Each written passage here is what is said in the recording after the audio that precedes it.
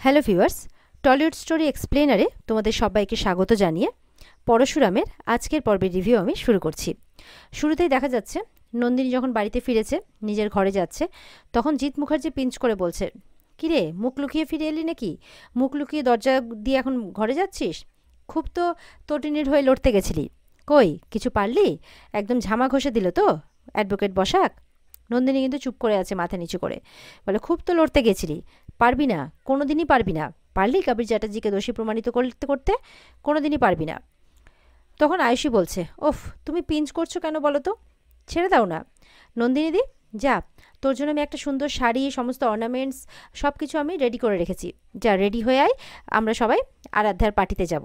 ওখানে দেখবি কত সুন্দর পার্টি হচ্ছে, নাচ গান হচ্ছে, হইহুল্লোড় হচ্ছে, প্রেস মিডিয়া সবাই আছে, তারাও তো দেখুক যে তটিনী গাঙ্গুলি যার বিরুদ্ধে কেস করেছিল তার আজকে কত আনন্দের দিন। আর স্বয়ং নন্দিনী সেখানে মানে ড্রিঙ্কের গ্লাস হাতে নিয়ে দাঁড়িয়ে আছে, যা রেডি হয়ে নে। নন্দিনী বলছে, আমি যাব না। জিৎ মুখার্জি বলছে, কেন যাবি না? তোর কোনো কর্তব্য নেই, দায়িত্ব নেই তোর বোনের প্রতি? বলে, বললাম তো আমি যাব না। বলে, 100 বার তোকে যেতেই হবে। নন্দিনী বলছে, কেসটা এখনও শেষ হয়নি, এখনও শেষ হয়নি। হতে পারে অ্যাডভোকেট বসাক অনেক টাকা পয়সা নিয়ে কেস লড়ছে, হতে পারে তোমাদের অনেক পাওয়ার, এই কেসটা আমরাই জিতব। শিশু অপহরণকারীকে নিয়ে তোমরা যতই মজা করো, যতই আনন্দ করো, যতই মদের ফোয়ারা তোলো না কেন, তোমাদের হারতেই হবে। সারা শহর জানে অপরাধী কে।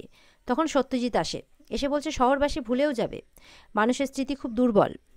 সকালবেলার নিউজ পেপার বিকেলে বাসি হয়ে যায়, তারপর সেটাকে কিলো দরে বিক্রি করে দেয়, সব ভুলে যাবে। শুধু একটা কথাই মাথায় রেখো, কবির কিন্তু বাইরে চলে এসেছে। কর্ণ চ্যাটার্জিকে আটকানো যাবে, কিন্তু কবিরকে আটকানো যাবে না। নন্দিনী বলছে, তাহলে আরাধ্যার জন্য একটা ডিভোর্স ফাইল করিয়ে দিও, নাহলে ওকে সারা জীবন আফসোস করতে হবে যে আমি কাকে বিয়ে করেছিলাম। এদিকে সত্যজিৎ তার মেয়েকে ফোন করছে, তটিনীকে, যাওয়ার জন্য কর্ণের পার্টিতে। তখন আয়ুষী বলছে, ফোন করে কোনো লাভ নেই, ও আসবে না। টিপিক্যাল মিডল ক্লাস ফ্যামিলির কিছু নিয়ম আছে, ওরা আসবে না। 2 পয়সার মুরদ নেই, এদিকে বড় বড় ডায়লগের বেলা ঠিক আছে, এভাবে বলছে। তখন তাও কিন্তু সত্যজিৎ তার মেয়েকে ফোন করে। এবার ফোনটা পিকো রিসিভ করে, তার মা বলছে, কে আছে, ফোনটা রিসিভ করো। রিসিভ করে দেখছে দুষ্টু দাদু। বলছে, মা দুষ্টু দাদু। বলে, পিকো, তোমাকে বলেছি না। তারপরে ফোনটা রিসিভ করে বলে, হ্যাঁ ড্যাডি বলো। বলছে যে আমি চাই যে আমাদের পরিবারের সবাই আজকে ওদের পার্টিতে যাক। তখন তটিনী বলছে, তুমি আমার ড্যাডি বলছো না কি কোনো কর্ণ চ্যাটার্জির কে না কোনো বিজনেস পার্সন বলছো, কে বলছো? বলছে, আমি তোমার ড্যাডি বলছি। তখন বলছে, তাহলে ড্যাডি তোমাকে আমি বলে দিই যে যার তার অনুষ্ঠানে আমি যাই না, আমাদের একটা মূল্যবোধ আছে। যারা আমাদের বাচ্চাকে কিডন্যাপ করার চেষ্টা করেছে তাদের পার্টিতে আমরা কিছুতেই যেতে পারি না। বলছে, 10 দিন পর কিন্তু আবার ডেট আছে, এটা ভুলে যেও না, আর কবির চ্যাটার্জির সাজা হবে। সত্যজিৎ বলছে, ওসব ভুলে যাও, আর ওসব কথা মনে রেখো না, যা হওয়ার হয়ে গেছে, চলো আমরা পরিবারের সবাই মিলে গিয়ে একটু মজা করি। তুমি জামাই বাচ্চা দুটোকে নিয়ে চলে এসো, আমি গাড়ি পাঠাচ্ছি, প্লিজ তোমরা এসো। আর শোনো, জামাইকে একটু ফোনটা দাও তো। বলছে, তোমার জামাই যাবে না। বলে, শোনো কথাটা শোনো। বলে, না ড্যাডি, প্রশ্নই নেই। বলে, শোনো আমার কথাটা শোনো, বাচ্চা দুটোকে নিয়ে এসো। বলে, না। তটিনী বলছে, কোনো সম্পর্ক নেই তোমার সাথে, তুমি এতদিন বলে এসছো না আমি তোমার জন্য মৃত, এবার আমি তোমাকে বলছি সত্যি আমি তোমার জন্য মৃত। সত্যজিৎ শুনে একটু অবাক হয়।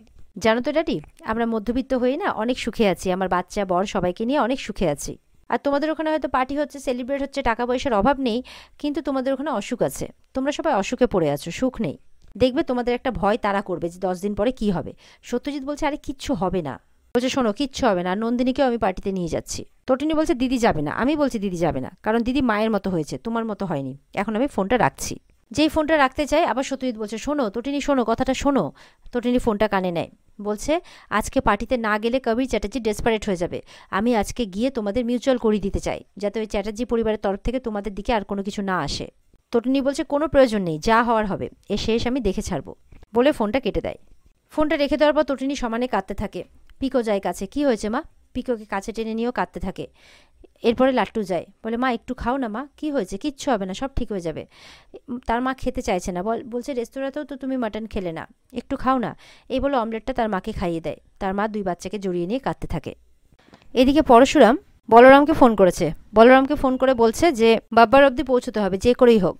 তখন বলরাম বলছে, বাব্বারকে তো কাস্টাডিতে নেওয়া বাব্বারকে তো কাস্টাডিতে নেওয়া হয়েছে। বলে, তবুও ওকে আবার ইন্টারোগেট করতে হবে, যে করেই হোক, কারণ ও কিন্তু একটা কমন পিপল, ওর সাথে কিন্তু শীতলের কানেকশন আছে, জিৎ মুখার্জির কানেকশন আছে, কর্ণ চ্যাটার্জির কানেকশন আছে, তাই ওকে ইন্টারোগেট করে আমাদের সামনের প্ল্যানগুলো কিন্তু জানতেই হবে, যে করেই হোক। বলরাম বলছে, তুই গিভ আপ করিসনি তো? পরশুরাম বলছে, না, প্রশ্নই ওঠে না। বলছে, পরশুরাম বিষ্ণু ষষ্ঠ অবতার, ও পিছু হটতে জানে না। কর্ণ ভাবছে সূর্যাস্তের পর যুদ্ধবিরতিতে ও শিবিরে উল্লাস করবে, উৎসব করবে, জয়ের ধ্বজা ওড়াবে। তা কি করে পরশুরাম সহ্য করে? ধনুর্বাণও আছে, কুঠারও আছে, ছিন্ন বিচ্ছিন্ন করে দেবে। এই বলে ফোনটা রাখে। তখন তার ছেলে লাট্টু তার কাছে আসে অমলেট নিয়ে, বলে এটা খেয়ে নাও পা, মা খুব অ্যাংরি হয়ে আছে, তাই টিফিনটা আমি নিয়ে এলাম, খুব মন খারাপ মায়ের। তখন বলছে যে আমি খাবো না বাবা, আমার খাওয়ার ইচ্ছে নেই। বলে খাও না পা, অনেকবার রিকোয়েস্ট করে প্লিজ প্লিজ করে। তখন তার পা তার কথা রাখতে খায় আর তাকেও খাইয়ে দেয়।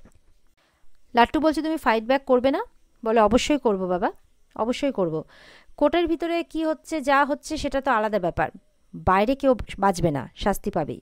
লাট্টু বলছে আমি কোর্টে যখন আইডেন্টিফাই করলাম না যে কে আমাকে কিডন্যাপ করে তুলে নিয়ে গেছিলো, আমি হাত দিয়ে দেখালাম, আমি কিন্তু একটুও ভয় পাইনি পা। তারপরে জিজ্ঞাসা করছে অমুক জায়গায় কালো কোট পরে একজন বসেছিল, সে কে? পরশুরাম বলছে ওগুলো বোঝার তোমার এখনো বয়স হয়নি বাবা। তো লাট্টু যখন বলছে আমি ভয় পাইনি, তখন পরশুরাম বলছে কখনো ভয় পেও না। পরশুরাম বলছে সন্ধেবেলাতেও মনে হচ্ছে একটা নাটক ঘটবে, আর সেটা ঘটাবে হয় কর্ণ চ্যাটার্জি, না হয় জিৎ মুখার্জি, না হয় আরাধ্যা। এদিকে কর্ণ চ্যাটার্জি ধুমধাম করে বাড়িতে পার্টি রেখেছে। একজন ভদ্রলোক বলছে ইয়েকে আর কি, কবিরকে, আমি জানতাম তোমাকে বিনা দোষে ফাঁসানো হয়েছে, তোমার কিচ্ছু হবে না, ওইসব প্রেস ট্রেস কী লিখছে ওইসব গুলি মারো তো, নিজের লাইফটাকে এনজয় করো। তারপরে আরাধ্যার সাথে পরিচয় করতে চায়, আরাধ্যাকেও বেশ ভালোভাবেই সাজানো হয়েছে, আরাধ্যার সাথে পরিচয় করে, দেখে খুশি হয় সবাই। কর্ণ চ্যাটার্জি এদিকে পার্টিতে সব গেস্টদের দেখাশোনা করছে, সবাই ঠিকঠাকভাবে সব কিছু পেয়েছে কিনা, সবাই এনজয় করছে কিনা এইসব। এদিকে তটিনীর বাপের বাড়ির সব লোক চলে আসে, নন্দিনী আসেনি। তো তটিনীর মা, ভূমিকা সবাই গেছে। এরা তটিনীর মাকে দেখে কর্ণ শুরু করে দিয়েছে, তাহলে পারলেন না তো, মেয়ে জামাই কিচ্ছু করতে পারলো না তো। ভূমিকা তখন বলছে থাক না এসব কথা, আমরা নিমন্ত্রিত, সেই সম্মানটুকু অন্ততপক্ষে আমাদের দিন। তটিনীর মা কিন্তু কবিরকে দেখতেই আছে একেবারে। কবির বলছে তাহলে মুখ লুকিয়েছে তো তটিনী গাঙ্গুলি আর ওর বিমা কোম্পানির ওই এজেন্ট বটটা আসেনি আজকে, না মুখোমুখি দাঁড়াতে পারবে না, চোখে চোখ রেখে কথা বলতে পারবে না, ডিফিটেড, একদম ডিফিটেড। তখন তটিনীর মা রেগে গেছে, বলছে এইভাবে কথা বলছো কেন? আরাধ্যা এসেছে তখন, ভুল কি বলছে মামনি, কিছু তো ভুল বলেনি। তখন আরাধ্যার মাও শুরু করেছে পাশ থেকে, ভুল তো কিছু বলেনি, তোমার মেয়ে তো মুখ লুকিয়ে গেল। ভূমিকা বলছে ওনাকে এখানে ডেকে আনা হয়েছে অপমান করার জন্য। প্রাচী বলছে জেম্মা তুমি চলো তো এখান থেকে। আরেকজন বলছে হ্যাঁ তুমি একটু হীরের থেকে দূরেই থাকো, যাতে কেউ ইনসাল্ট না করে। আরাধ্যার মা বলছে হ্যাঁ মিডিয়া আজকে একটা ভালো খবর পাবে, যে তটিনী গাঙ্গুলি যে এনিমি, তার পার্টিতে এসেছে তটিনী গাঙ্গুলির মা বাবা। দেখা যাচ্ছে পরশুরাম কিন্তু বেরোচ্ছে কোথায়। তখন তটিনী বলছে কোথায় যাচ্ছ এখন?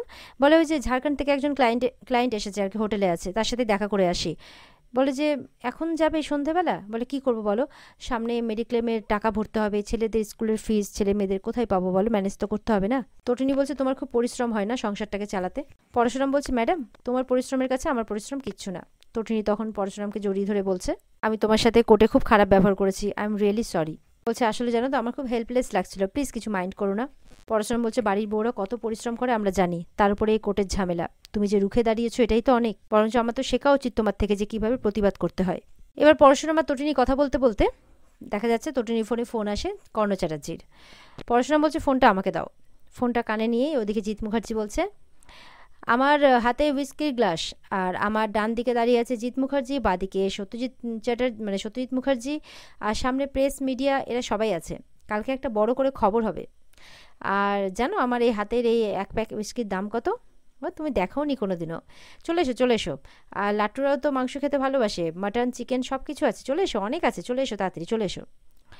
পরশুরাম বলছে মাফ করবেন, কালো টাকায় আমি ড্রিঙ্ক করি না, একটা কথাতেই একদম পার।